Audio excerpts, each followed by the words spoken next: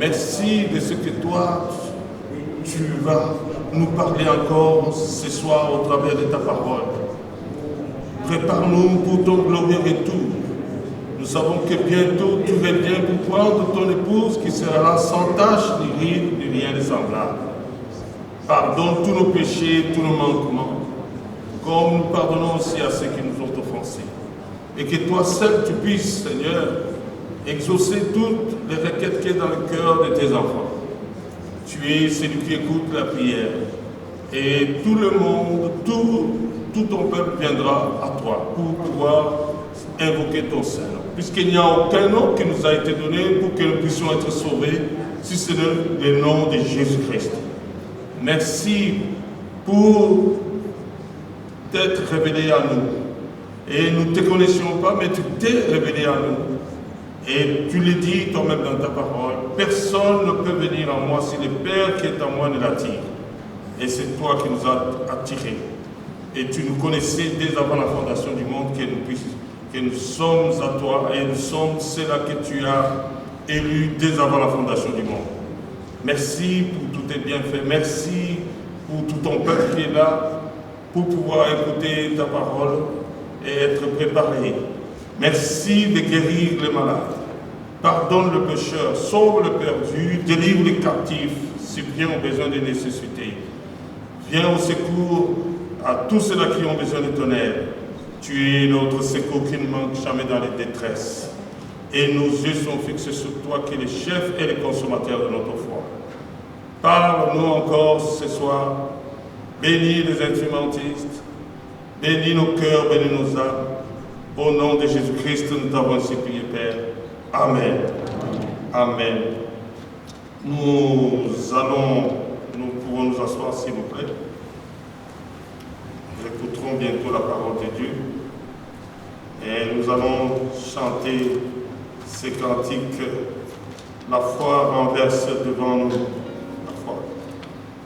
Nous devons avoir la foi.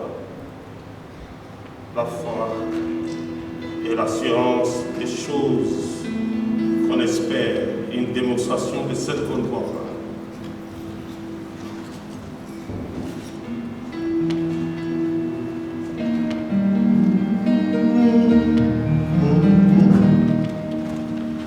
La foi renverse devant nous le plus fort miracle.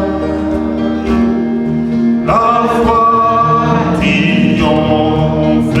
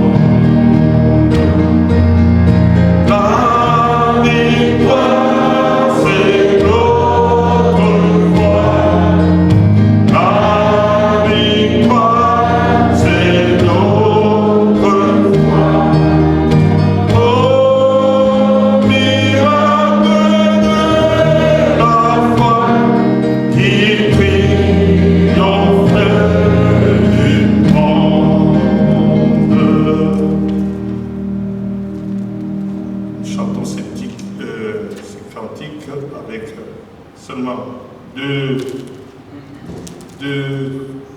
On chante le premier paragraphe et puis le refrain, on laisse la place pour la parole. Croire et obéir. Un seul seulement, couplet avec le refrain. Quand la Bible ici-bas illumine nos pas, et sa gloire Dieu vient nous remplir. Quand je le sais qu'il peut, en son nom je le peux, simplement il faut croire obéir. Croire obéir, pour que Dieu puisse ouvrir les églises célestes, il faut croire obéir. Croire obéir, mon frère Didier, que Dieu puisse ouvrir les églises célestes, il faut croire obéir. Amen.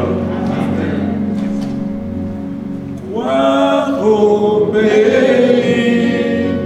pour que Dieu puisse ouvrir les églises célestes, il faut croire obéir. C'est vrai, c'est ce qui fait de nous des croyants, parce que non seulement nous avons reçu le Seigneur, mais nous croyons à toute sa parole. Hébreux chapitre 11, ce vendredi, selon que le Seigneur conduira son serviteur, nous souhaitons qu'il nous parle d'une manière efficace, qu'il puisse nous aider à entrer dans l'esprit et l'expérimenter totalement. Si nous avons amené de requêtes, sachant que le Seigneur est présent au milieu de nous, lui qui a dit là où 2 ou 3 sont réunis à mon nom, je suis au milieu d'eux. Comme nous l'avons chanté, ici nous lisons dans Hébreux 11, et je vais prier avant que le frère Gilbert vienne nous conduire dans ce moment selon ce que le Seigneur a mis dans son cœur. Il est dit ceci dans Hébreux chapitre 11, verset 1er. Or, la foi est une ferme assurance des choses qu'on espère, une démonstration de celles qu'on ne voit pas. Pour l'avoir possédée, les anciens ont obtenu un témoignage favorable. C'est par la foi que nous reconnaissons que l'univers a été formé par la parole de Dieu, en sorte que ce qu'on voit n'a pas été fait de choses visibles. Amen. Amen. Seigneur notre Dieu, même là où tu as été physiquement, tu as toujours prononcé, tu es sauvé, tu es guéri par ta foi. Ce soir, nous venons aussi, Seigneur, ayant quelque chose à te présenter. Dans nos requêtes et dans nos prières, ce que nous avons à te présenter, Seigneur, c'est notre foi en toi. La foi ferme.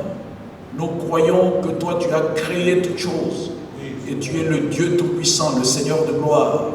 Que tu conduises toutes choses au milieu de ton peuple. Plusieurs, même en ligne, ont de requêtes et nous avons besoin de te voir, toi, notre Dieu, agir. Tu n'as jamais agi sans la foi. C'est ainsi que la foi est une confiance suprême que nous croyons envers toi. Même Abraham, quand il a reçu Seigneur, tes promesses et qu'il avait la vraie foi, tu dis dans ta parole que cela lui fut imputé à justice. En ayant la foi ce soir, en toutes choses, Seigneur, nous croyons que toi, notre Dieu, tu n'as pas besoin de temps, tu n'as pas besoin de la présence physique, mais tu peux agir comme tu veux parce que tu es le Dieu Tout-Puissant. Ainsi, entre en scène au milieu de nous. Nous avons amené des requêtes. En ligne, tes enfants ont des requêtes. Nous avons besoin de te voir, toi, agir d'une manière efficace pour la gloire de ton nom. Sois élevé à jamais. Bénis notre frère au travers duquel tu vas nous conduire. Au nom de Jésus-Christ. Amen. Amen. À toi, nos cœurs, nos vies, et mon frère Gilbert, viens. À toi, nos cœurs, nos vies. Alléluia. Christ, notre roi. Christ, notre roi. Oh, à toi.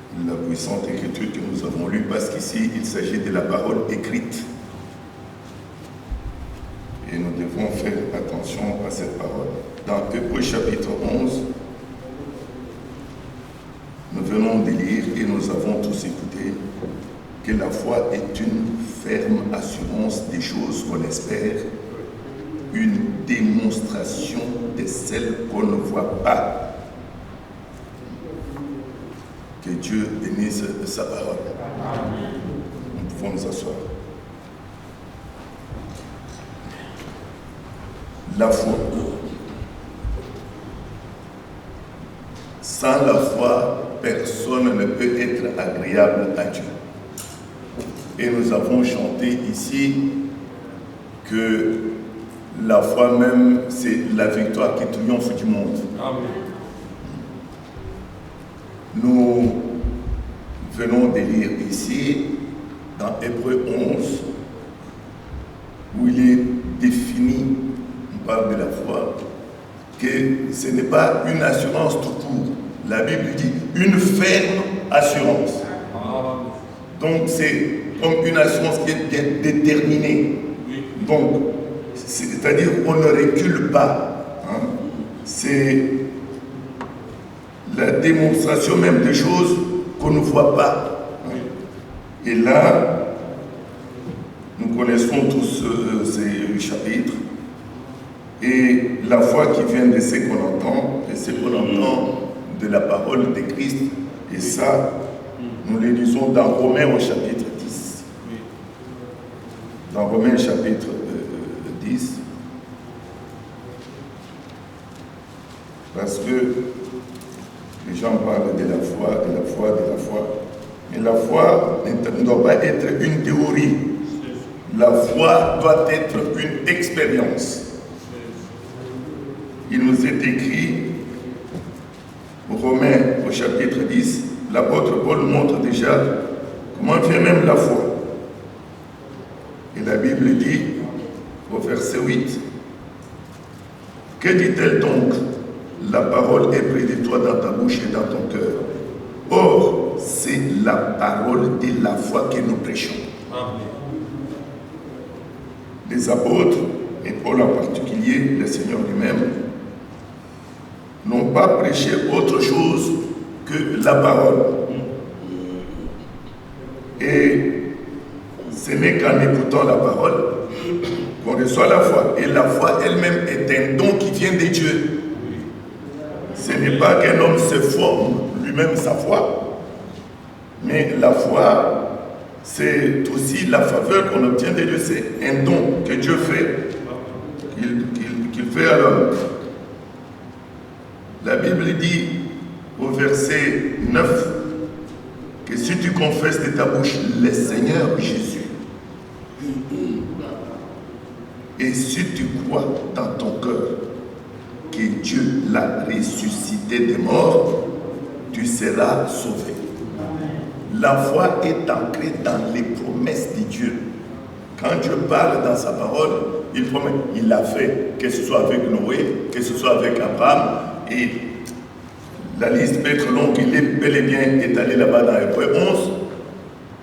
C'est quand Dieu parle, qu'à ce moment-là, celui qui l'écoute, quand celui qui l'écoute voit Dieu, la foi naît. Il nous est écrit ici, par rapport à l'Église du Nouveau Testament, Paul montre que la parole de la foi que Paul a prêchée, c'est la même parole qui est prêchée aussi aujourd'hui. Et si tu confesses de ta bouche le Seigneur Jésus, et tu crois dans ton cœur que Dieu l'a ressuscité des morts, tu seras sauvé. Car, verset 10, c'est en croyant du cœur. La foi, ce n'est pas dans la tête, c'est un problème du cœur. C'est en croyant du cœur qu'on parvient à la justice, et c'est en confessant de la bouche qu'on parvient au salut, selon ce que l'Écriture dit. Quiconque croit en lui ne sera point confus. Mon frère, ma soeur,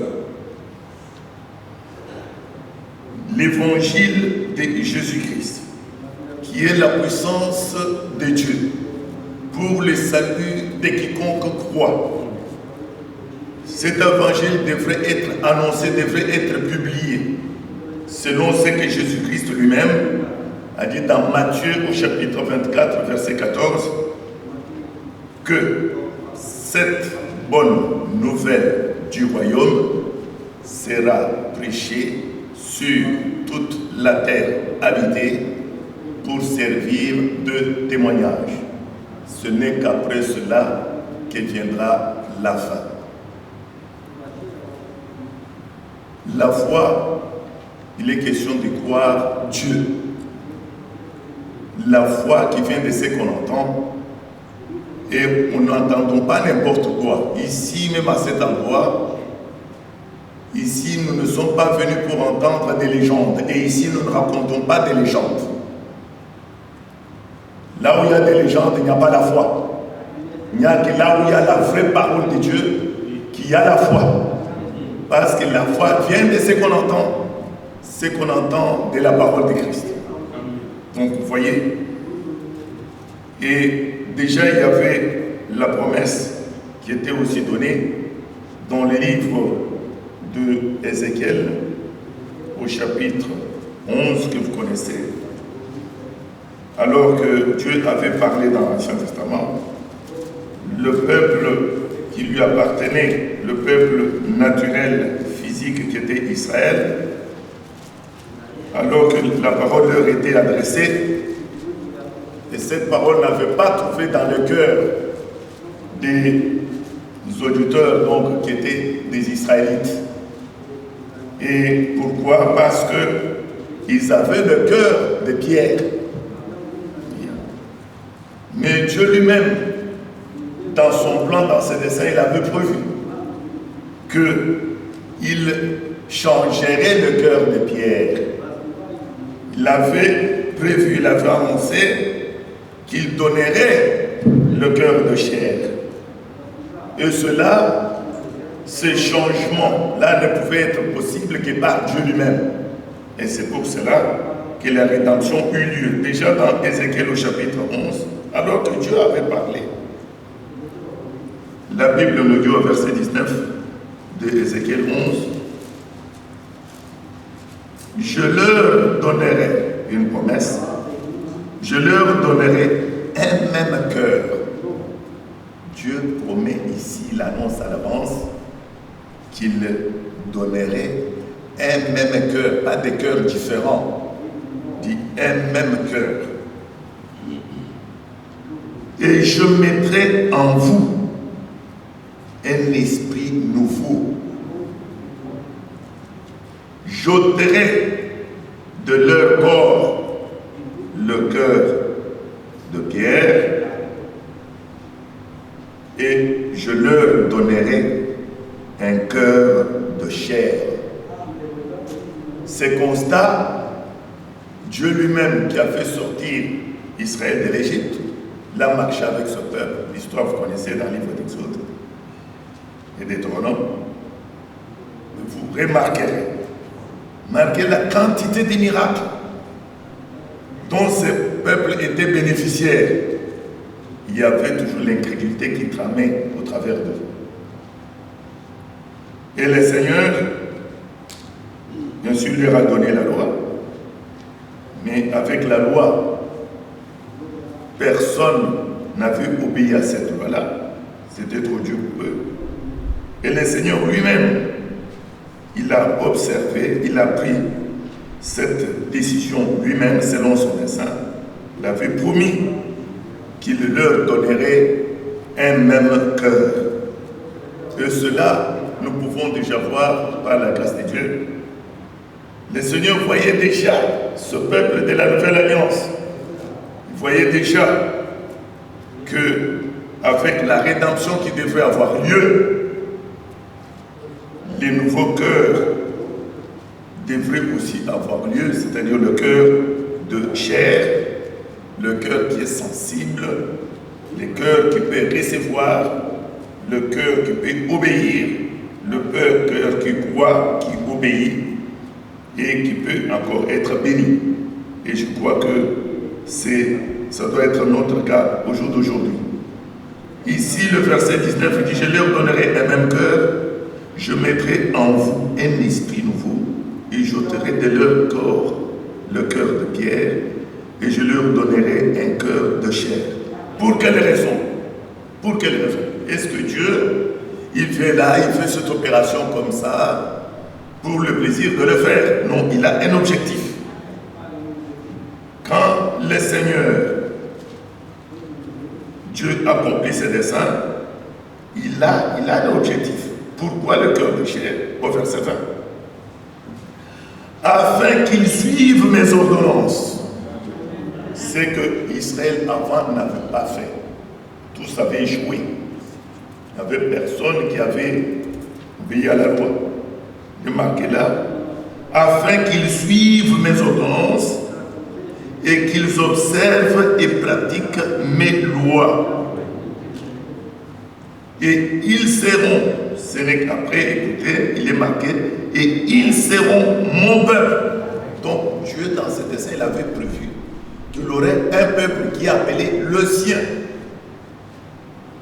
Et ils seront mon peuple. Et il dit, et je serai leur Dieu. Donc Dieu avait envisagé un nouveau commencement. Et ce nouveau commencement ne devrait avoir lieu qu'avec Christ Jésus. Et c'est pour cela que le Seigneur lui-même, toujours dans Ézéchiel 36, parce que quand il est parlé de la foi, avec le vieux cœur, la foi n'était pas possible. Le cœur de Pierre était impénétrable. Donc c'était le cœur qui restait toujours incrédule. Dieu parlait, c'était comme si Dieu n'avait pas parlé. Alors que, après la rédemption, et avec la rédemption, quand le Seigneur parle, il doit y avoir l'effet dans le sien. dans Ézéchiel chapitre 26. Mais qu'est-ce que j'ai dit? Ézéchiel 36.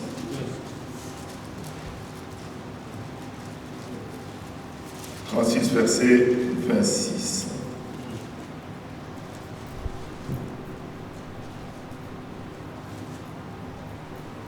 Le Seigneur, toujours en vue, il avait dans ce dessin la nouvelle alliance, parce que l'ancienne alliance, le peuple de l'alliance Israël, alors que Dieu leur avait parlé, mais ce peuple est resté incrédule. Il n'y avait qu'une petite minorité. Et Dieu, lui, il avait en vue la nouvelle alliance. Verset 26. Je vous donnerai, toujours le Seigneur, le Dieu, ce n'est pas un homme qui donne, mais c'est toujours Dieu. Je vous donnerai un cœur nouveau. Il parlait du nouveau cœur. Et je mettrai en vous un esprit nouveau. Un nouveau cœur et un nouvel esprit. J'ôterai, Dieu dit lui-même, j'ôterai de votre corps le cœur de pierre et je vous donnerai un cœur de chair. Nous avons tout suivi là-bas, dans Ézéchiel 11. Pourquoi il donnerait le cœur de chair? Et là, il répète, quand dans la Bible, quand l'écriture revient, ce n'est pas à prendre à la légère. Quand Dieu insiste sur quelque chose, nous devons comprendre l'importance de cela et faire très attention. Et quand il insiste sur la chose, c'est qu'il désire que cette chose-là ait lieu en nous et avec nous. Verset 27 dit que je mettrai mon esprit en vous et je ferai en sorte que, toujours le Seigneur, moi j'aime ces jeux-là, je ne sais pas pour vous, mais le jeu du Seigneur, c'est-à-dire le Seigneur s'engage lui-même, c'est lui qui est responsable, c'est lui qui est l'auteur. Je mettrai mon esprit en vous et je ferai en sorte que vous suiviez mes ordonnances et que vous observiez et pratiquiez mes lois. Comme je l'ai dit, Hébreux 11, la foi n'est pas une théorie. Et Dieu n'est pas le Dieu des théories. Quand Dieu dit la chose doit arriver. C'est ce qui est écrit dans le livre de Psaumes. Et même aussi, vous pouvez voir dans le Psaume 51, avec ce qui s'est passé avec David. David lui-même a reconnu qu'il était vraiment un homme dont il avait besoin d'un nouveau cœur. Parce qu'avec le vieux cœur, on ne peut pas plaire à Dieu. Il faut que Dieu fasse quelque chose. Dans le psaume, nous pouvons lire le psaume 51, verset 12. Par la grâce de Dieu. Le psaume 51. Souvent nous lisons ce psaume et d'autres ont leur pensée là-dessus, mais nous voulons rester dans la pensée divine.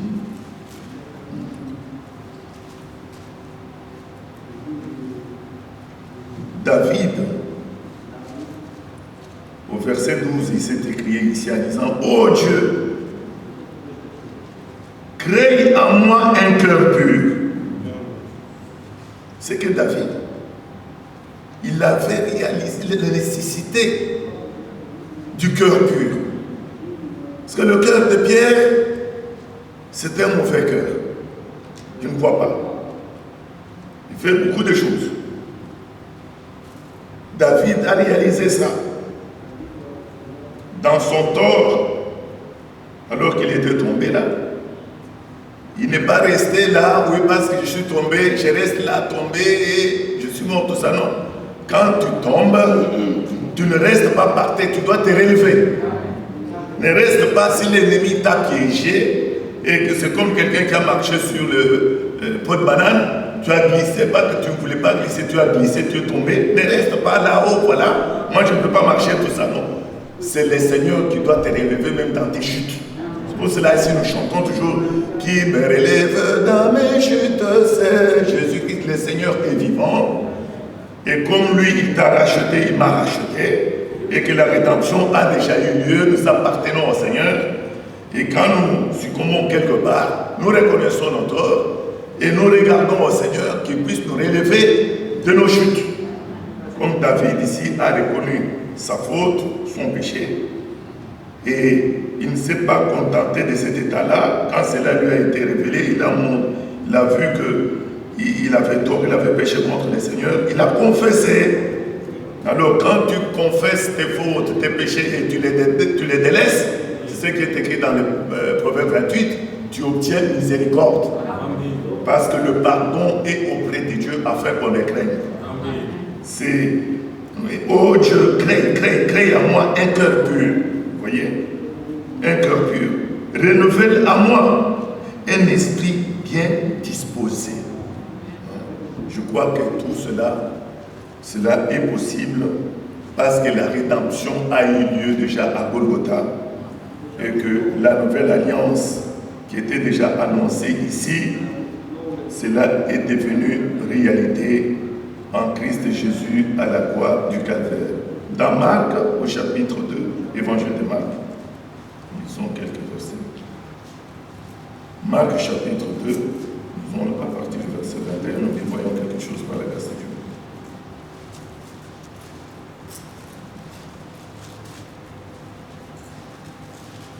Le Seigneur,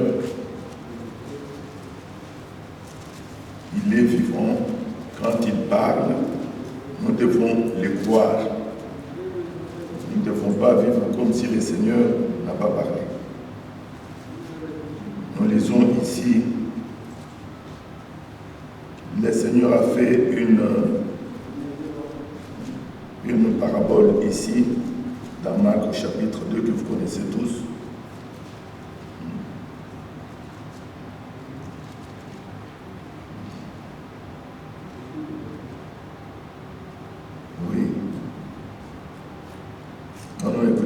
Pour les contextes, si vous voulez qu'on relise à partir du verset 15.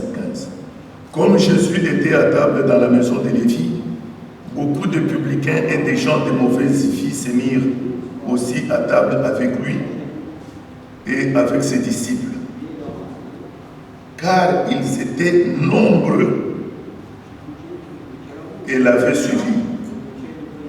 Les scribes et les pharisiens, les voyant manger avec le publicain et les gens de mauvaise vie, dirent à ses disciples, pourquoi mange-t-il et boit-il avec le publicain et les gens de mauvaise vie? Verset 17. Jésus ayant entendu cela, leur dit, ce ne sont pas ceux qui se portent bien qui ont besoin de médecins, mais les malades. Je ne suis pas venu appeler des justes, mais des pécheurs à la repentance. Verset 18. Les disciples de Jean et les pharisiens jeûnaient. Ils vinrent dire à Jésus, pourquoi les disciples de Jean et ceux des pharisiens jeûnent-ils, tandis que tes disciples ne jeûnent point? Je ne sais pas si vous suivez tout ça. Soyez attentifs. Regardez que Jésus-Christ était là. C'est lui le Messie promis. Jésus-Christ était le Messie promis. Tout comme Jean-Baptiste là était un prophète promis dans la Bible. Les religieux, les pharisiens, tout cela, ils n'ont pas accepté Jean-Baptiste. Et le même là, qui n'ont pas accepté Jean-Baptiste, ils n'ont pas accepté Jésus-Christ non plus. Et Jésus-Christ est venu, c'est lui qui devrait venir pour accomplir la rédemption et tout ça. Ils n'ont pas reconnu. Et il vient pour accomplir sa mission. Mais il y a des éléments gênants ici qui viennent avec toutes sortes de reproches. Ici, ils disent pourquoi tes disciples, c'est-à-dire qu'eux n'étaient pas disciples de Jésus-Christ. Il dit pourquoi tes disciples. Verset 19. Jésus leur répondit. Nous voulons entendre la réponse du Seigneur. Les amis de l'époux peuvent-ils gêner pendant que l'époux est avec eux? Vous entendez la réponse du Seigneur? Il quitte. La question était posée sur le jeûne, des reproches qu'on faisait. Mais remarquez ici, Jésus-Christ vient, il va utiliser l'expression époux dans sa bouche. Il dit, les amis de l'époux peuvent-ils gêner pendant que l'époux est avec eux? Or, quand il est parlé de l'époux doit aussi avoir l'épouse normalement. Donc nous comprenons par là que Jésus-Christ, il était venu, lui, pour pouvoir choisir le sien. Sa première venue consistait et qu'il était venu pour pouvoir choisir son épouse. Et quand il utilise cette expression ici, les religieux qui ne connaissaient pas les desseins de Dieu, même les disciples soi-disant de Jean-Baptiste, alors que Jésus-Christ était déjà à l'œuvre, c'est comme la même réaction avec les branhamistes aujourd'hui. Ils ne connaissent pas le plan de Dieu, ni ce que Dieu est en train de faire à leur époque. Et voilà que Dieu est à l'œuvre et il cherche à contrecarrer l'œuvre de Dieu. En d'autres termes, ils n'avaient pas la foi nécessaire, la foi qui était exigée. Ils n'étaient pas attentifs aux promesses de Dieu et ils ont manqué à leur accomplissement. Ici, il est marqué, Jésus leur répondit, les amis de l'époux peuvent-ils gêner pendant que l'époux est avec eux?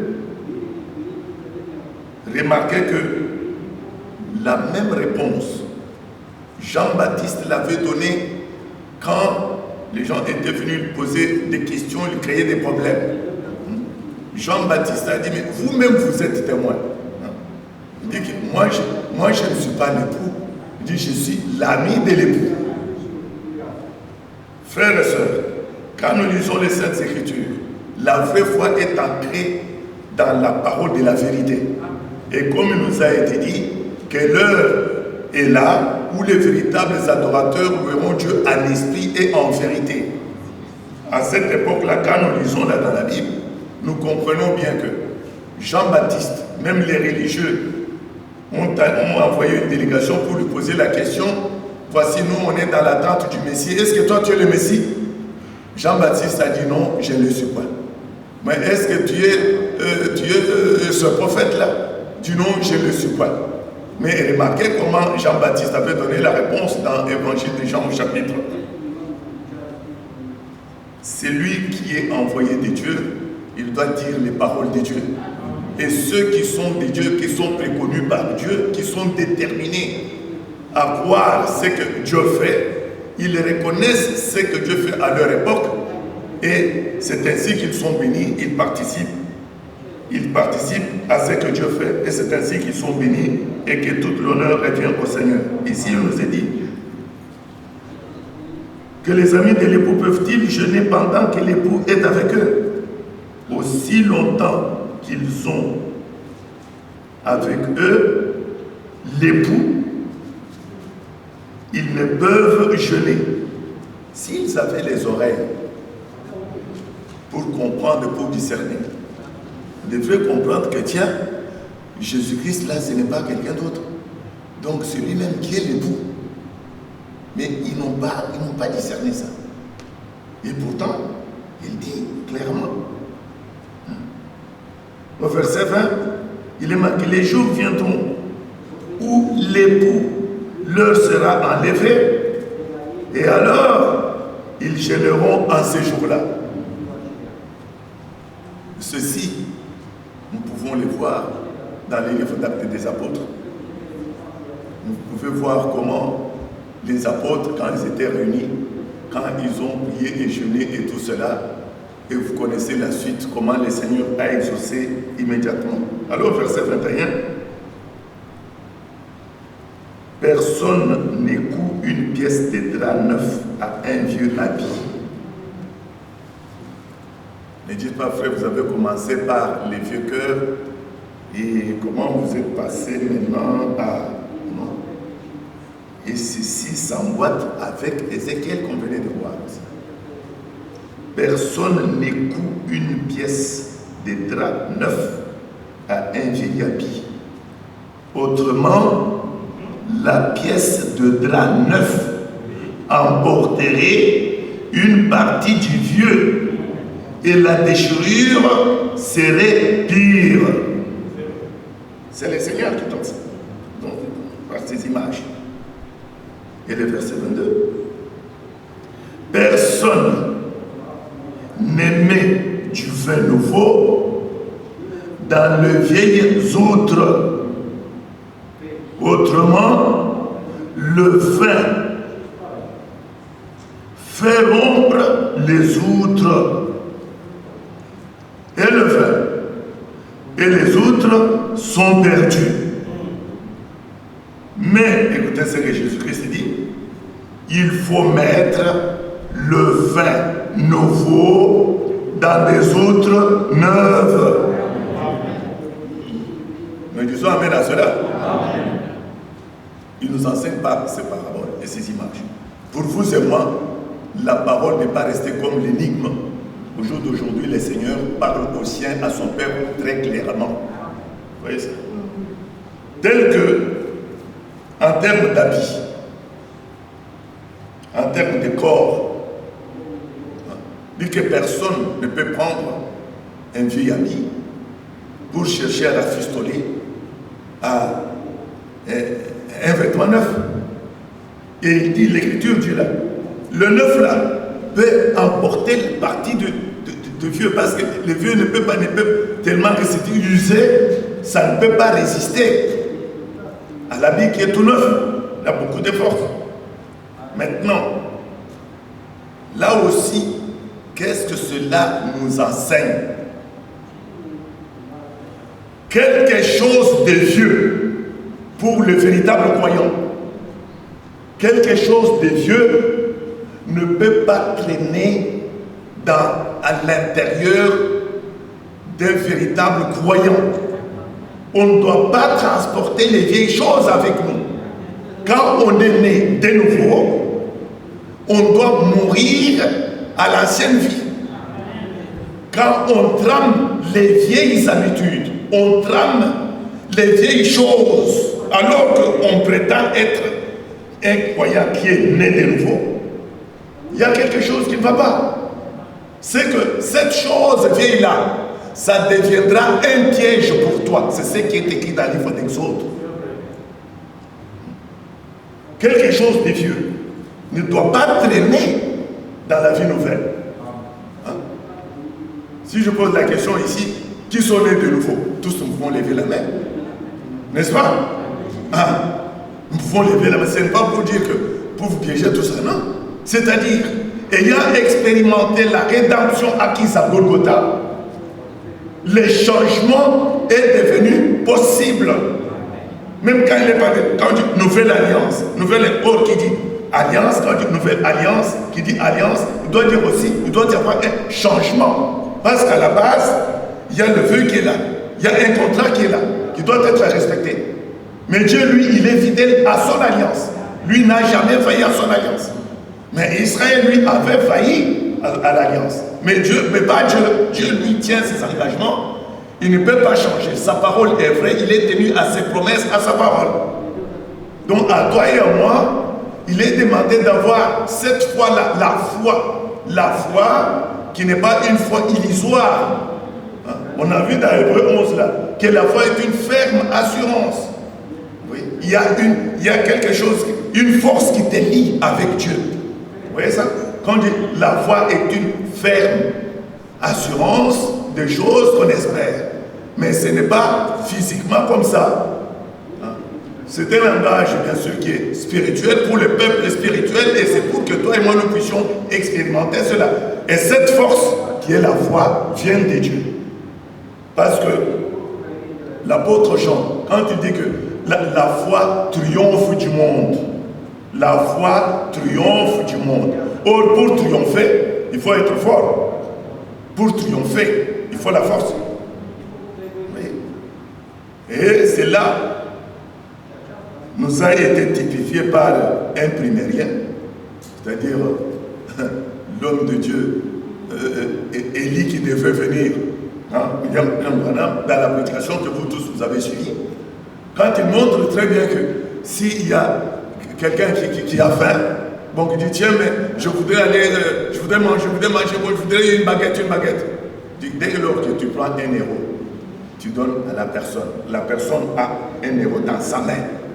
Et tu es sûr qu'avec 1 euro, tu viras à la boulangerie, là on va te donner la baguette.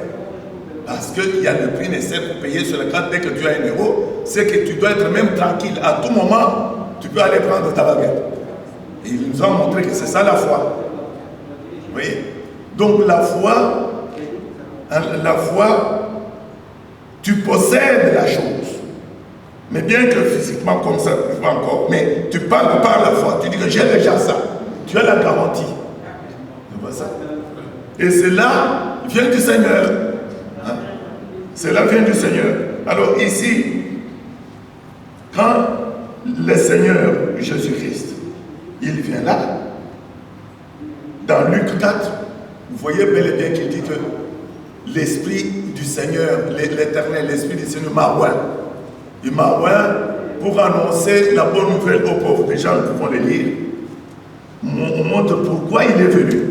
Mais maintenant, quand il exécute sa mission maintenant, il y a le diable qui vient, qui suscite les gens pour contrer ce qu'il fait. Mais pourtant, le Seigneur avait déjà annoncé cela dans l'Ancien Testament déjà. Dans Luc 4, nous lisons à partir le verset 18, l'Esprit du Seigneur est sur moi,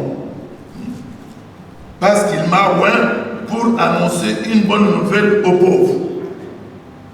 Il n'y a pas longtemps ici, quand on a lu dans Samuel et dans d'autres passages d'Écriture, nous vous avons dit que le Seigneur, lui, il a toujours utilisé, dans l'Ancien Testament, il utilisait l'huile. C'était l'huile, que ce soit sur le roi ou sur les sacrificateurs, était utilisé pour les établir dans leur ministère, dans leur fonction, dans leur ministère. Vous voyez ça, c'est pour ça que l'huile est utilisée, qui est le type du Saint-Esprit. Donc, et ici, loin qui devrait venir, donc le Messie, Jésus-Christ, il dit que l'Esprit du Seigneur est sur moi. Il m'a oint pour annoncer une bonne nouvelle aux pauvres. Mais les gens qui étaient là, les Juifs, ceux à qui ces promesses étaient données et destinées, devraient comprendre que c'est lui le Messie. Et que nous devons bénéficier de ce que le Seigneur lui-même avait promis pour nous. Nous passons de l'étape maintenant de la foi à la vue. C'est-à-dire que c'était dans la foi des pères, c'est ceux qui étaient de l'Ancien Testament. Ils avaient vécu dans cette foi-là. Maintenant, cette foi-là devait devenir maintenant réalité, mais en Jésus-Christ. Ils devraient voir ça. Et cela est devenu réalité, mais ils ont manqué justement de le voir. Alors Jésus dit, il m'a oint pour guérir ceux qui ont le cœur brisé, pour proclamer aux captifs la délivrance et aux aveugles le recouvrement de la vue, pour renvoyer libres les opprimés et pour publier une année de grâce du Seigneur. Il roula le livre, le remit aux serviteurs et s'assit. Tous ceux qui se trouvaient dans la synagogue, dans le lieu de culte, avaient le regard fixé sur lui. Alors il commença à leur dire, aujourd'hui, pas demain, cette parole de l'écriture que vous venez d'entendre est accomplie. L'entrée en fonction, en exercice du Seigneur. Ils ont manqué à cela. Vous voyez? Et là, dans Marc 2 où nous étions, Vous voyez que le Seigneur, il revient par rapport maintenant au vin. Il dit, personne ne met du vin nouveau dans de vieilles autres. Autrement, le vin fait rompre les autres. Parce que vous savez que le vin, il travaille. Le vin, ce n'est pas, on ne peut pas dire que là-bas, certains pays d'Afrique ne produisent pas du vin, ils ont leurs choses. Mais ici, bien sûr, c'est en Europe, on a à faire le vin et tout ça. On sait que le vin, il travaille. Les outres là, ce n'est pas comme des bouteilles aujourd'hui. Aujourd'hui, on a des bouteilles. Mais avant, c'était des pots de bêtes qui servaient pour la conservation de vin. Alors, quand on met du vin nouveau dans des pots dans des outres là-bas, donc le vin, il travaillait. Donc le vin travaille. Plus il vieillit là, plus aussi il travaille et tout ça. Et si la peau, les contenants, donc l'autre c'est les contenants, le vin c'est les contenus. Il y a les contenus et les contenants. Donc les contenants qui est l'autre là, il faut qu'ils soient adaptés pour supporter le travail intérieur maintenant du vin. Oui. Et le Seigneur dit ça. Le Seigneur dit, il dit le vin fait, sinon le vin fait rompre les outres, quand c'est des outres qui sont neuves. Mais qui sont vieilles plutôt. Le vin nouveau, on verse dans les vieilles outres. Il dit le vin et les outres, il dit sont perdus, ça serait du gaspillage. Et le Seigneur, dans son plan, il n'a pas voulu tout perdre. Le Seigneur, lui, il a voulu faire un nouveau commencement. Et le nouveau commencement a démarré avec Christ et Jésus. C'est ainsi qu'il y a eu une nouvelle race. C'est ce qui est écrit dans Apocalypse chapitre 3, verset 14, là-bas à l'âge de la Odyssée. Vous voyez quand il est marqué, c'est ce que dit le principe même de la création de Dieu. Il s'agit de Jésus-Christ, lui. Il est même, c'est le démarrage. Il y a un nouveau commencement, une nouvelle race. Oui. Et cette nouvelle race, là, c'est par la sémence de sa parole et par son esprit. Donc, exactement comme Christ lui-même est né, c'est ainsi que chaque fils et chaque fille de Dieu, chaque enfant de Dieu doit naître. C'est-à-dire par la parole et par son esprit. Alors, c'est ainsi que quand on est né de nouveau, à ce moment-là, on peut expérimenter aisément. Il ne peut pas y avoir du gaspillage comme à Pentecôte. À Pentecôte, il n'y a pas eu de gaspillage. Vous voyez qu'à Pentecôte, là-bas dans Actes chapitre 2, la réalité était là. C'est-à-dire l'église était née. Et là, le Saint-Esprit était répandu, pas sur de vieilles outres. Non, non, non, non. C'était du neuf qui était là. C'était du neuf qui était là. Et le déversement a eu lieu. Et nous connaissons les résultats. Et 3000 âmes furent comme cela, entrées comme ça dans les royaumes de Dieu. Et le royaume de Dieu a eu lieu alors que ce royaume était avant tout annoncé. Et le jour de Pentecôte, ce royaume de Dieu était devenu une réalité. Et par la grâce de Dieu, il nous est démontré ici qu'il faut la foi, il faut la vraie foi. Et accepter ce que le Seigneur fait.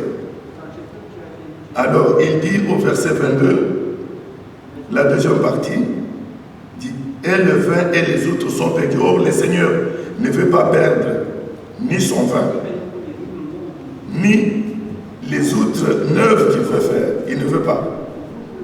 Alors la Bible dit, mais il faut mettre le vin nouveau dans des outres neuves. Oui, que le nom du Seigneur soit très, très élevé. Déjà, en complément d'Ézéchiel 36, nous allons dans Hébreux au chapitre 8. Par la grâce de Dieu. Hébreux 8.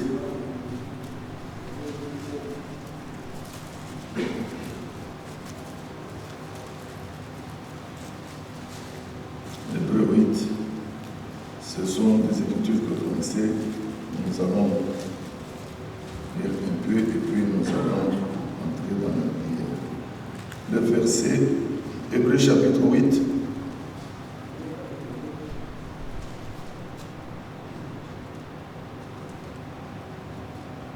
Ici, l'apôtre Paul nous nous explique. Ah, excuse-moi, j'étais dans Hébreu 9, c'est Hébreu chapitre 8. La Bible est décollée. Voilà. Hébreu chapitre 8. Nous lisons à partir du verset 6. Maintenant,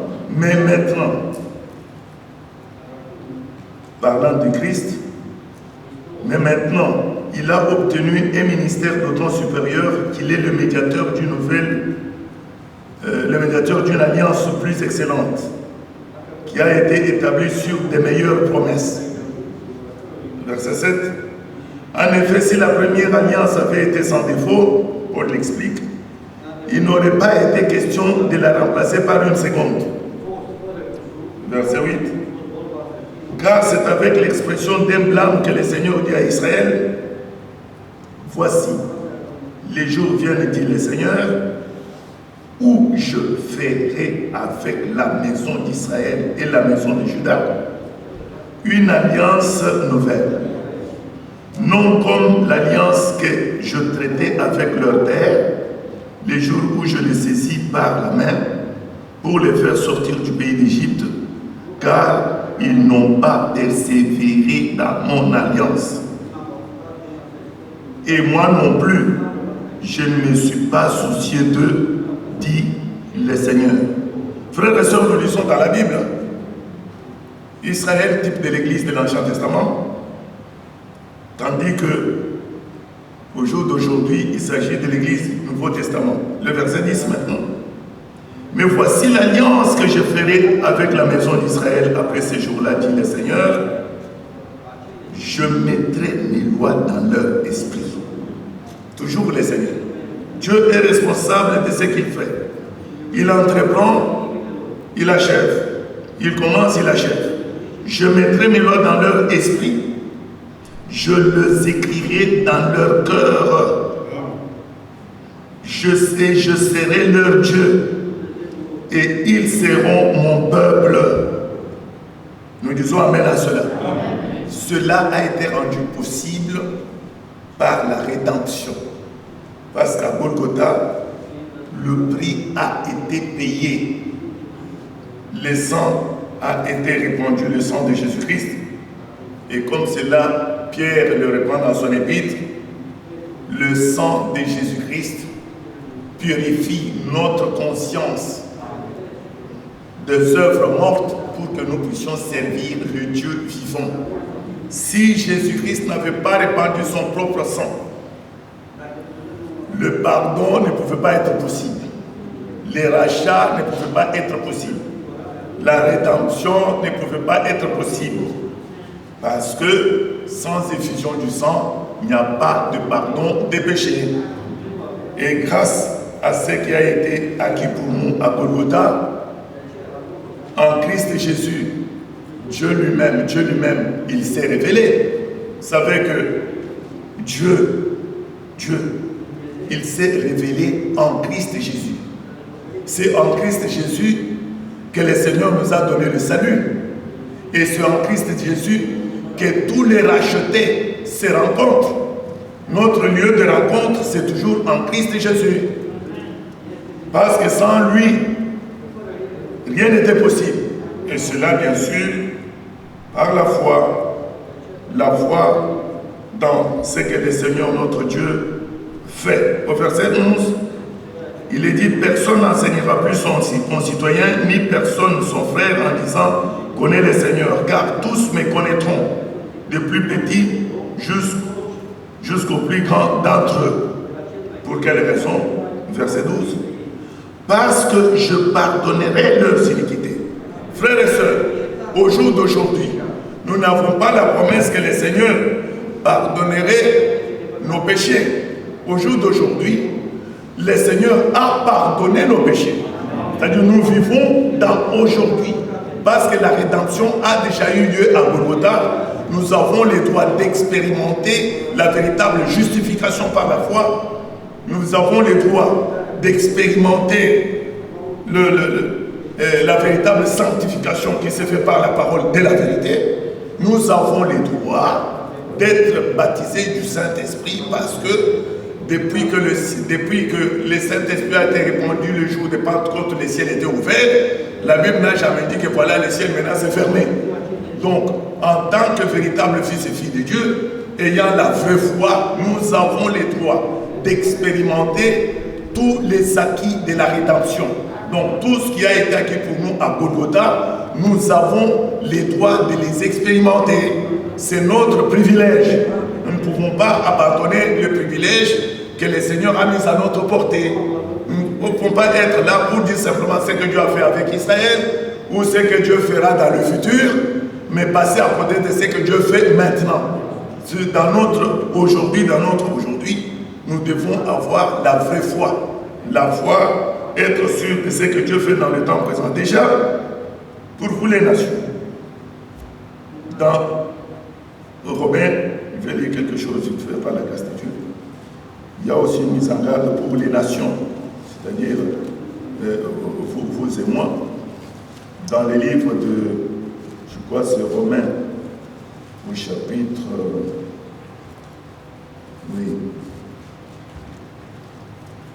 dans Romains, au chapitre 11,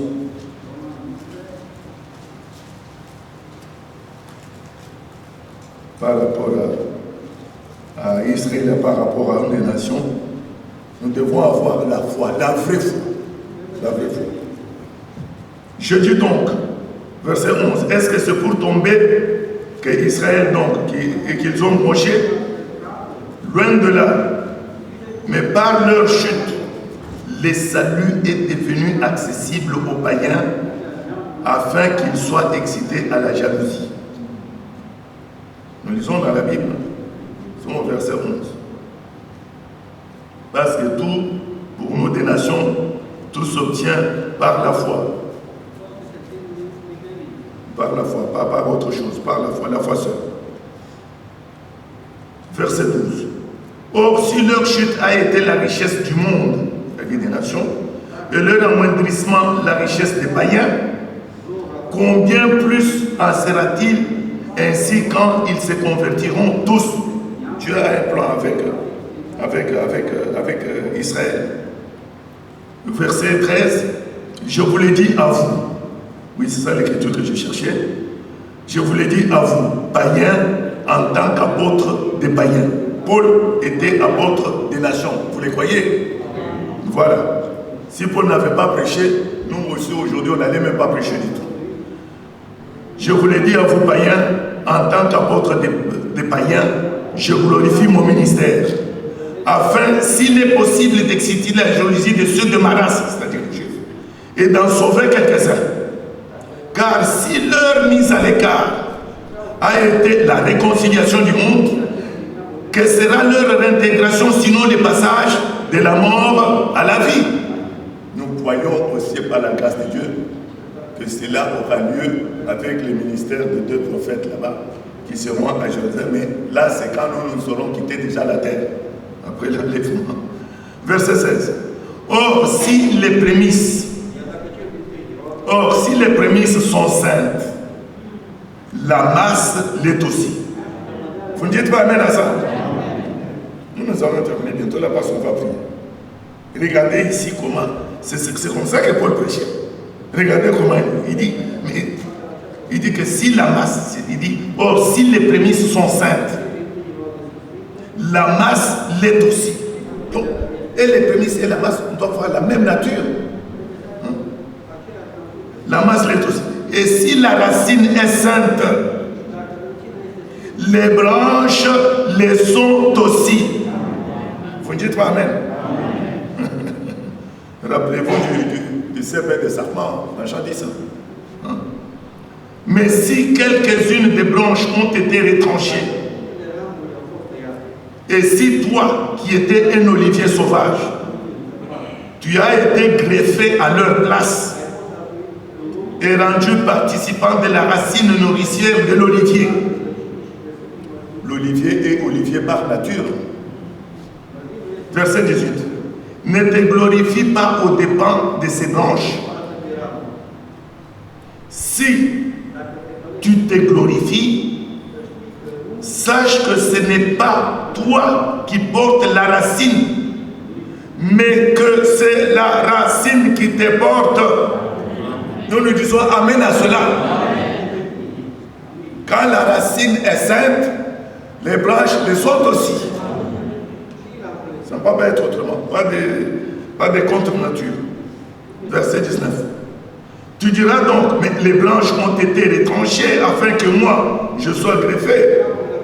Verset 20, cela est vrai. Elles ont, écoutez bien, elles ont été retranchées pour cause d'incrédulité. L'incrédulité, c'est le contraire de la foi. Celui qui a la foi, il obéit. Et quand tu obéis, tu es béni. Vous vous rappelez des deux paires de chaussures, non? Toi, tu portes quelle paire de chaussures, toi? Il y a, d'un côté, il y a la foi, l'obéissance et la bénédiction. De l'autre côté, il y a l'incrédulité, il y a la désobéissance, il y a la malédiction. Tu veux porter quelle paire de chaussures? Remarquez ici la mise en garde. Nous qui sommes des nations, regardez la mise en garde. Ils disent ont été retranchés pour cause d'incrédulité. Et l'Écriture dit, et toi, tu subsistes par les œuvres. Ah, tu subsistes par la foi. Nous avons lu ici Hébreux 11, que c'est une ferme détermination, une ferme assurance. Hein? Tu subsistes par la foi. Ne t'abandonne pas à l'orgueil. Mais qu'est-ce qu'on doit faire? Mais il faut craindre. Aucun orgueilleux ne sera enlevé. L'orgueil vient de Satan. Tous les vrais fils et filles de Dieu, ceux qui sont nés de nouveau, n'ont pas d'orgueil dans leur cœur, ni dans leur esprit non plus. Verset 21. Car si Dieu n'a pas épargné les branches naturelles, il ne t'épargnera pas non plus. C'est Paul ici qui a prêché la grâce. C'est l'apôtre Paul qui a prêché l'amour. Il a tout prêché, il a présenté tous les conseils de Dieu. Paul ici. Il a prêché tous les conseils de Dieu, il n'a rien laissé. Et quand nous sommes attentifs aux Écritures, nous ne pouvons qu'être bénis si nous sommes obéissants. Verset 22. Il dit, considère donc la bonté et la sévérité de Dieu. Qui doit considérer? C'est toi et moi. Cette écriture est adressée à toi et à moi, nous des nations, nous l'Église du Nouveau Testament. Considère donc la bonté et la sévérité de Dieu. Parce que les gens n'aiment pas quand même le prédicateur fait mention ici que voilà, Dieu n'est pas un crapin. Voilà, ici, parfois Dieu est sévère. Non, voyez ça, sinon là, vous pouvez faire sortir la loi là. La loi est trop dure. Mais s'il vous plaît, nous devons savoir qui est notre Dieu. Pourquoi on nous a présenté l'histoire d'Israël ici? Pourquoi on parle du Nouveau Testament ici?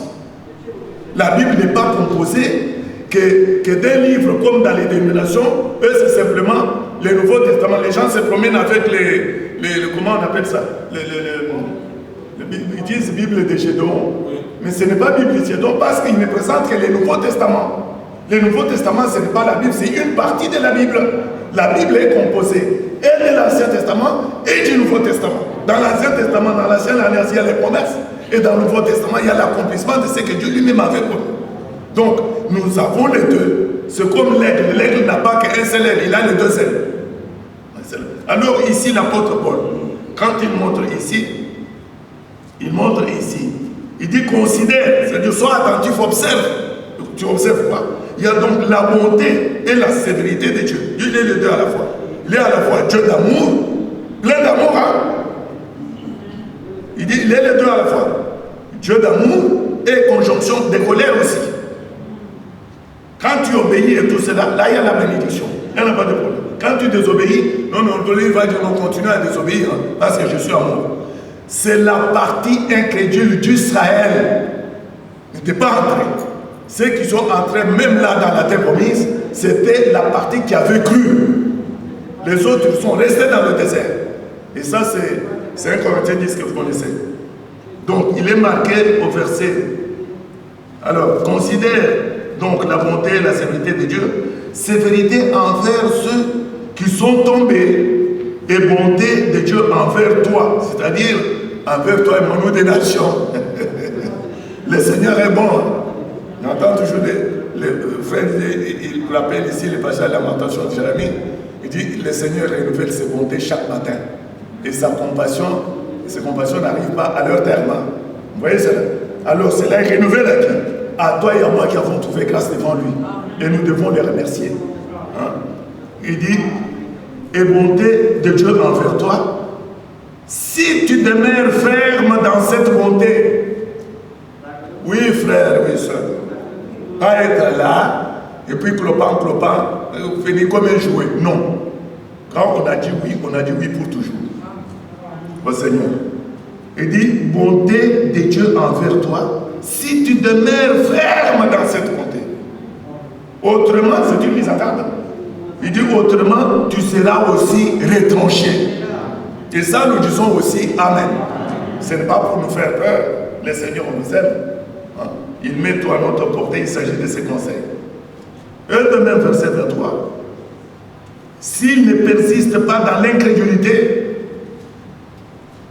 ils seront greffés, car Dieu est puissant pour les greffer de nouveau. C'est la repentance qui arrête la colère de Dieu. Si toi, tu as été coupé de l'olivier sauvage selon sa nature, donc le Seigneur savait que tu étais olivier sauvage. Tu n'es pas pamplemousse ou je ne sais pas qui. C'est-à-dire, tu étais préconnu de Dieu même avant la fondation du monde. Tu vois, c'est l'affaire de l'olivier. Hein? L'État m'a manqué d'aller avec vous dans le livre de Juges pour vous montrer à quoi sert l'olivier, à quoi sert la vigne, à quoi servent les autres arbres, les palmiers, ainsi de suite. Et comme ça, chacun peut voir maintenant sa nature. Hein? Nous pouvons être là, la question peut être posée, mon frère, ma soeur, toi tu as quelle nature?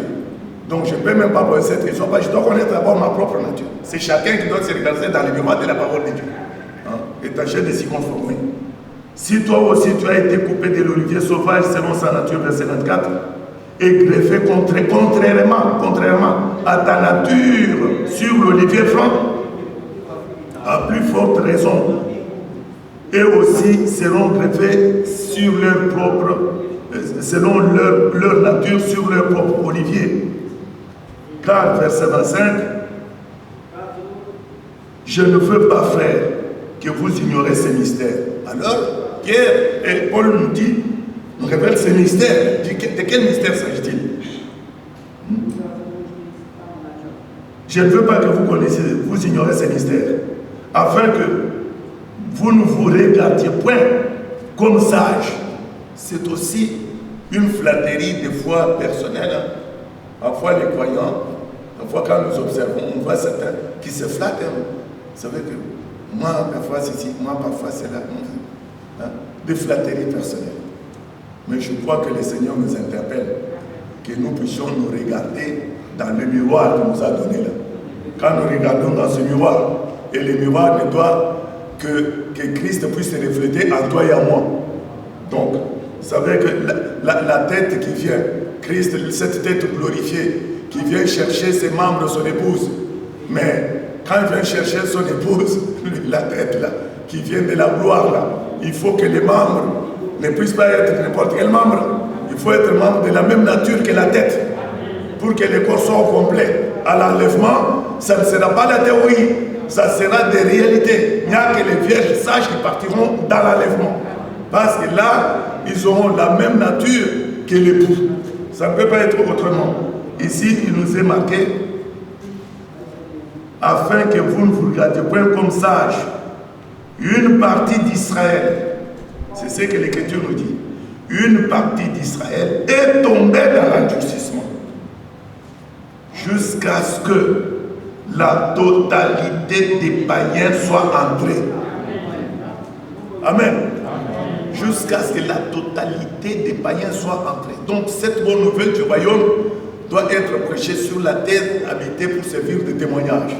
Et là justement, quand les gens vont chercher à regarder dans Apocalypse 14, ils cherchent à regarder dans le ciel là, mais la Bible a promis là qu'il y aura Jean a vu un ange qui est en train de survoler le ciel avec un évangile surnaturel là, disant aux habitants de la terre. Et nous attendons que quand cela aura lieu, à ce moment-là, nous nous convertirons.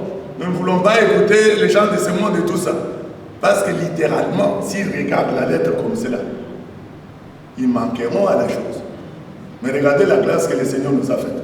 À toi et à moi, le Seigneur s'est révélé. Vous voyez, il s'agit de la parole révélée. Et le Seigneur nous dit que voilà, même Apocalypse 14, là, le 6, là, cet ange qui survole le ciel, là, ce n'est pas que cette parole-là s'accomplira. Et là, nous pouvons dire, ici, à Paris, sur cette chaire ici, que cette parole de l'Écriture s'est accomplie. Et même, nous pouvons dire, est en train de s'accomplir. Et pour cela, nous disons encore qu'ils sont bénis vos yeux de voir ce que vous voyez et vos oreilles d'entendre ce que vous entendez. Les prédications que nous écoutons, que nous suivons, qu'elles soient traduites ou en direct ou en différé, elles sont bénéfiques pour nous, car il s'agit de la nourriture qui a été emmagasinée et qui est distribuée et en réalité pour vous et moi. Nous jetons par la grâce de Dieu.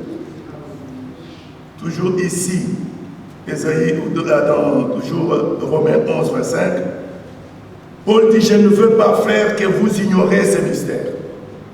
Nous ne devons pas accepter l'ignorance. Quand le Seigneur nous fait sortir de l'ignorance, le Seigneur veut nous apprendre des choses. Les mystères sont révélés aujourd'hui. Et Paul nous fait voir ici. Il dit que vous ne puissiez pas vous regarder à vous-même comme si vous étiez sage par vous-même. Il dit, regardez Israël, regardez Israël. Il dit, une partie d'Israël est tombée dans l'endurcissement. Nous savons que Paul ici, qui était sur l'avant, il était pharisien, c'était un juif. Le Seigneur lui a fait grâce, il a cru. Mais les autres, ils sont restés dans l'endurcissement. Pierre et Jacques et Jean, tout cela, c'était des juifs. Mais qui ont trouvé grâce devant le Seigneur. Eux, ils ont cru. Ils avaient reçu un nouveau cœur et même un nouvel esprit. Nous avons ce témoignage qui est écrit là. Alors c'est ainsi que nous devons faire attention, frères et sœurs, nous qui sommes arrivés au temps de la fin, de pouvoir croire de tout notre cœur et accepter tous les acquis de Golgotha pour nous. Et ici, le temps est déterminé là. Il est dit jusqu'à ce que la totalité des païens soit rentrée. Quel est le travail qui est en train d'être fait aujourd'hui? Pourquoi là, la diffusion, la distribution de la nourriture qui a été emmagasinée? Le Seigneur appelle le sien jusqu'à ce que le dernier qui est contenu dans le plan de Dieu, qui doit participer dans l'enlèvement, doit sortir. Mais pour cela, il faut que la trompette de Dieu, il faut que la parole de Dieu puisse être prêchée, selon Matthieu 24, 14. Pas l'évangile social, mais l'évangile du royaume. Et nous sommes de ces royaumes-là. Et il n'y a que celui qui est dans le royaume de Dieu qui peut parler des choses du royaume de Dieu. Que le nom du Seigneur soit élevé plus que jamais. La foi, qui est la ferme assurance des choses qu'on espère. Abraham, il a eu, qui est notre Père dans la foi. Et nous croyons, bien sûr, comme disent les Écritures. J'ai lu la dernière lecture dans Galates chapitre 3, nous allons terminer. Et je vais laisser la place à Frère Dieu pour conduire dans la prière. Dans le livre de Galates, que vous connaissez bien, parce que sans la foi, on ne peut pas être justifié. La Bible nous dit, au verset 8 de Galates 3, aussi l'Écriture a toujours prévu, l'Écriture prévoyant que Dieu justifierait les païens par la foi est très importante, a d'avance annoncé cette bonne nouvelle à Abraham. Toutes les nations seront bénies en toi. Ainsi ceux qui croient sont bénis avec Abraham les croyants. Amen. Et pour nous des nations, au verset 14, il est marqué qu'afin que la bénédiction d'Abraham ait pour les nations son accomplissement en Jésus-Christ, c'est lui qui est le centre de tout. Et que nous recevions par la foi toujours l'Esprit qui avait été promis. Et là, au verset 16, il est marqué: or les promesses ont été faites à Abraham et à sa descendance. Il n'est pas dit aux descendances comme s'il s'agissait de plusieurs, mais comme il s'agit d'une seule à ta descendance. Quelle descendance? C'est-à-dire à Christ. Amen. Que le nom du Seigneur soit très élevé.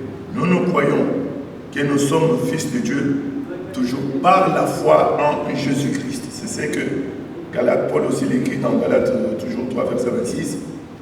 Nous sommes fils de Dieu, c'est toujours par la foi en Jésus-Christ. Et nous tous, bien sûr, nous avons été baptisés en Christ. En réalité, nous avons reçu Christ. La foi est une ferme assurance des choses, les promesses qui nous rendent participants à la nature de Dieu. Nous les croyons. Et par la foi, le Seigneur permettra toujours que ce que nous avons cru par la foi, nous puissions aussi passer de la foi à la vue, c'est-à-dire les expérimenter. Que Dieu bénisse chacun de nous. Et demande à mon frère Didier de pouvoir venir et nous conduire dans le reste des parties de la prière. Que Dieu vous bénisse.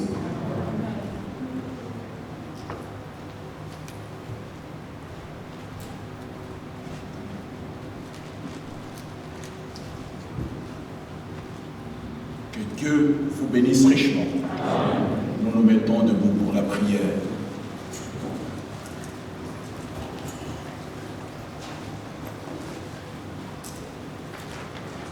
Bien-aimé Rudy, aujourd'hui tu vas prier.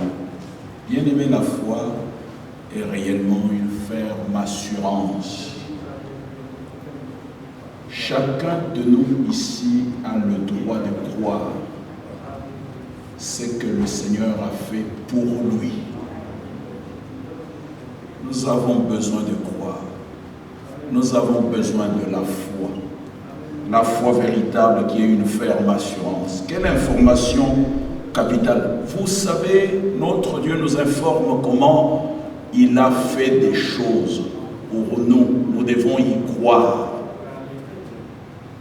Abraham est appelé notre Père dans la foi. Ici, l'information de la dernière phrase, là, parce que le temps est déjà bien avancé, nous allons juste prier. Il est dit au verset 9, c'est comme une conclusion que nous voudrions apporter devant le Seigneur, qui nous a donné pas la foi de n'importe qui, mais la foi d'Abraham. Il dit ainsi, ceux qui croient sont bénis avec Abraham le croyant. Abraham, ce n'est pas lui qui a cherché Dieu. Hein? C'est Dieu qui l'a cherché et qui lui a dit, voilà, j'ai pris la décision de te bénir. Et nous l'avons dit dès le départ et nous l'avons aussi entendu là, que notre Dieu, partout où il a agi, ça a toujours été par ta foi, par ta foi, par ta foi. La femme cananéenne, syrophénicienne, par ta foi. Et je demanderai en rajout de cette autre prédication que nous puissions écouter la prédication de mercredi soir. L'homme de Dieu dit qu'il faut que chaque croyant dans son cœur puisse expérimenter Golgotha. Mais c'est par la foi.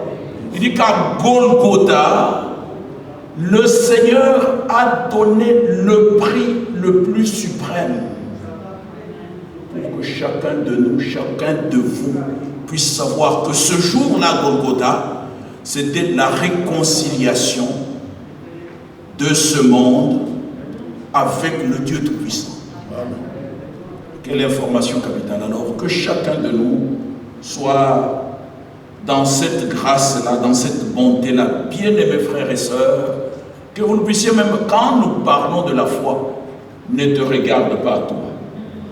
Mais s'il y a quelque chose que tu penses que cela peut être un handicap devant le Seigneur, ramène-le en présence du Seigneur. Amen. Parce que la foi nous oblige, t'oblige, m'oblige moi, à regarder au Seigneur. Même les Écritures qui nous ont été données d'Ézéchiel, qui a pris la décision de mettre en toi un cœur nouveau? Ce n'est pas toi, c'est le Seigneur lui-même. Je leur donnerai le cœur nouveau, afin qu'ils puissent obéir à ma parole. Ça, c'est Dieu qui prend cette décision. Alors maintenant, nous voudrions que chacun de nous puisse croire de tout son cœur, de toute son âme, et qu'il sache que le Seigneur est présent pour recevoir nos prières. Vous qui avez des requêtes, même en ligne, bien-aimés frères et sœurs, que nous puissions recommander entre les mains du Seigneur. Quelques-uns sont encore un peu malades, certains hospitalisés. Nous venons avec confiance à notre Dieu pour que lui puisse nous aider. Amen. Et mon frère Rudy viendra prier avec nous, et notre bien-aimé frère Étienne priera avec nous pour nous congédier. Nous allons élever nos voix. Savons, nous allons chanter la foi et la victoire. Juste le refrain. Nous chantons de tout cœur. Bien-aimés, ne venez pas dans l'incrédulité. Il faut que nous allions dans la foi. Amen. Ne vous regardez pas à vous-même, ni aux situations qui vous entourent. Regardons tous ensemble au Seigneur. Il est le Tout-Puissant, il est le Glorieux, il peut t'aider, même dans des situations que toi-même tu ne comprends pas. Venons avec confiance à notre Seigneur. Alors nous chantons tous ensemble ça. La victoire, c'est notre foi. La victoire, c'est notre foi. Oh, miracle de la foi qui triomphe du monde. Encore. La victoire, c'est notre foi. La victoire, c'est notre foi. Oh, miracle de la foi qui triomphe du monde. Nous élevons nos mains. Seigneur Dieu bien-aimé, quelle grâce, quelle bonté que d'avoir envoyé Jésus-Christ comme Rédempteur vivant. Il n'a pas joué, Seigneur, il nous a vraiment rachetés et il nous a sauvés, réconciliés. Seigneur Dieu Tout-Puissant, nous le sommes, que ton nom soit exalté. Et merci beaucoup pour la nouvelle naissance, chose qui était impossible, merveilleux Rédempteur, parce que nous étions réellement de vieilles outres, nous l'étions. Mais dans ta grâce souveraine, tu as permis que nous puissions expérimenter la nouvelle naissance pour avoir de peaux neuves dans lesquelles tu peux mettre, Dieu Tout-Puissant, le vin nouveau, la révélation de ta parole. Seigneur Dieu, glorieux Rédempteur, que tu puisses bénir chaque cœur et chaque âme, nous conduire parce que nous sommes tes enfants, remis de ton pâturage. Seigneur, il y a plusieurs avec leurs requêtes. Je pense à notre sœur Firpion, à Georges, à notre sœur là-bas à l'hôpital, notre jeune sœur. S'il te plaît, Dieu bien-aimé, merci beaucoup pour la bonté, la miséricorde, la grâce. Je pense aussi à cette maman et sa fille qui sont souffrants. Seigneur Dieu Tout-Puissant, que tu puisses manifester ta grandeur parce qu'ils sont des croyants. Ils recommandent leur vie entre tes mains. Je pense aussi à notre sœur qui est là dans le centre de Paris. Oh Dieu Tout-Puissant, que tu aides, que tu conduises, que tu bénisses pour la gloire de ton nom. Plusieurs ont pris la décision de prendre leur baptême parce qu'ils veulent être avec toi. Merci de bénir, merci de conduire, merci d'aider, toi le Dieu Tout-Puissant, que tu puisses fortifier leur cœur à venir à toi pour la transformation certaine.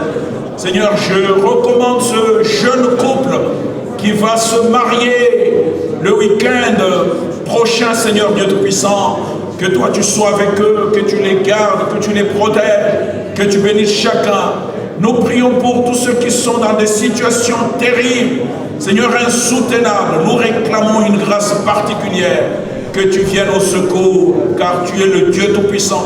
Nous venons, Père, te présenter la foi, qui est le don que toi tu nous as donné, pour que tu puisses répondre à notre prière pour la gloire de ton nom. Merci Dieu Tout-Puissant de transformer notre vie, car nous croyons qu'avec la parole que tu nous as donnée, notre vie doit être transformée.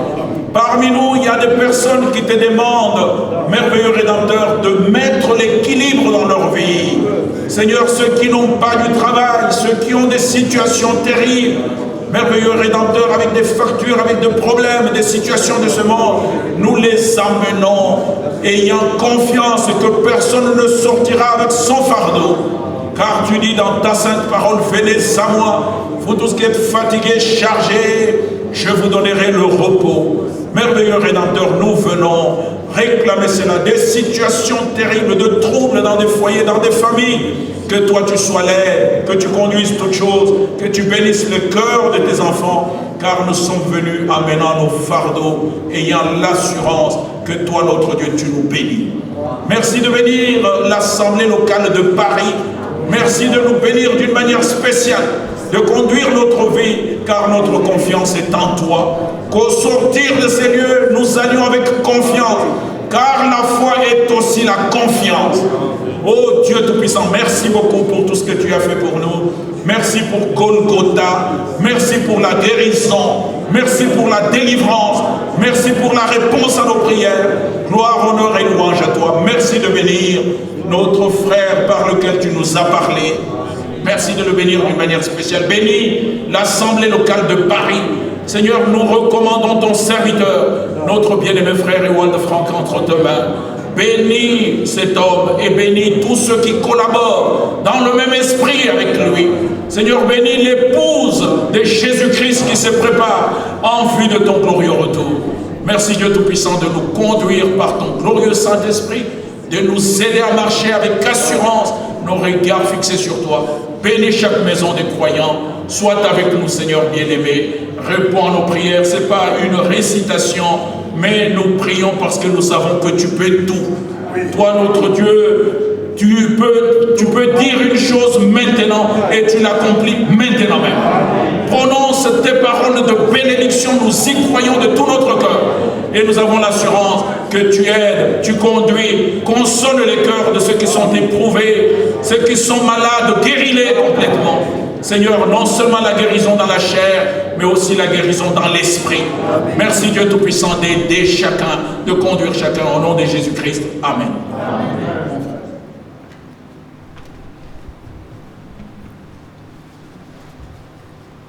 Stăpâne, Doamne, așa cum suntem, Doamne, venim înaintea Ta, Doamne, cu mulțumire, Doamne, să mulțumim, Doamne, pentru că Tu ne-ai căutat pe noi, Doamne, și nu noi pe Tine, Doamne. Îți mulțumim pentru cuvântul Tău, Doamne, și credința, Doamne, care ai pus-o în inimile noastre, Doamne. Ajută-ne Tu, Doamne, ca de acum încolo, Doamne, să pui noi o inimă de carne, Doamne, și ajută-ne, Doamne, ca Tu, la revenirea Ta, când o să vii, Doamne, să fii gata, Doamne. Binecuvântează poporul Tău, Doamne. Binecuvântează copiii Tăi, Doamne. Binecuvântează pe cei bolnavi, Doamne, prin spital, Doamne. Să Te atingi de ei, Doamne. Să Te le vindești, Doamne, căci prin rănile Tale, Doamne, noi am fost vindecați, Doamne. Și eu am fost vindecat prin rănile Tale, Doamne. Îți mulțumesc, Doamne, pentru că această zi, Doamne, Tu, Doamne, ai permis ca să fiu aici. Îți mulțumesc pentru cuvântul Tău. Îți mulțumesc pentru bunătatea Ta. Îți mulțumesc pentru dragostea Ta.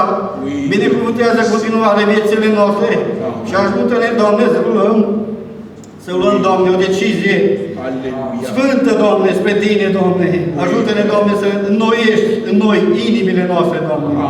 Binecuvântează fiecare frate, fiecare soră în parte, Doamne, binecuvântează și săptămâna aceasta, Doamne, duminică care va veni adunarea, Doamne, să binecuvântezi pe toți frații. În numele Domnului Iisus Hristos te-am rugat și îți mulțumesc. Amin. Amin.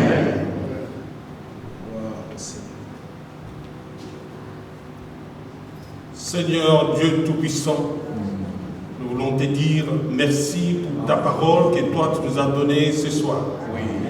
Oui, Seigneur, la foi est notre victoire. Et la foi triomphe du monde. Seigneur, nos yeux sont fixés sur toi qui es le chef et le consommateur de notre foi. Aide-nous à pouvoir croire à ta parole. Car tu nous dis, toutes choses sont possibles à celui qui croit. Car rien n'est impossible à celui qui croit. Et rien n'est impossible à Dieu. Oui, Seigneur, tu nous as dit aussi que tout ce que nous demanderons dans la prière, croyons que nous devons croire que nous l'avons reçu et nous le verrons s'accomplir. Oui, Seigneur, nous ne marchons pas par la vue, mais nous marchons par la foi. C'est pour cela nous comptons sur ta grâce et sur ton secours. Aide-nous d'avoir toujours une foi parfaite. Augmente-nous notre foi, afin que, Seigneur, toutes les choses qui peuvent venir dans notre vie, qu'ils puissent être résolus par toi. Tu avais dit à Marthe et à Marie que si tu crois, tu verras la gloire de Dieu. Et nous voulons croire. Aide-nous à obéir à tout ce que tu nous as dit. Nous voulons avoir la foi des petits-enfants qui ne raisonnent pas avec ta parole. Et nous voulons la serrer dans nos cœurs afin de ne pas pécher contre toi. Seigneur, nous savons que tous ceux-là qui sont malades dans ce lieu sont guéris par la foi. Par tes maîtres sûrs, ils ont été déjà guéris. Et mon âme te loue, mon âme t'exalte, et n'oublie aucun de tes bienfaits. C'est toi qui pardonnes toutes nos iniquités et qui guéris toutes nos maladies. Crée en nous un cœur pur, un cœur qui reçoit ta parole. Et que tu puisses nous remplir de ton esprit. Et que nous puissions produire des fruits dignes de la repentance. Pardonne tous nos péchés, tous nos manquements. Merci pour nous avoir parlé ouvertement. Seigneur, bénis notre frère qui nous a parlé de ta part. Bénis, Seigneur, aussi ton serviteur Vat Franck. Garde-nous sous le chemin de retour. Laisse que nous puissions nous souvenir de tout ce que tu nous as dit.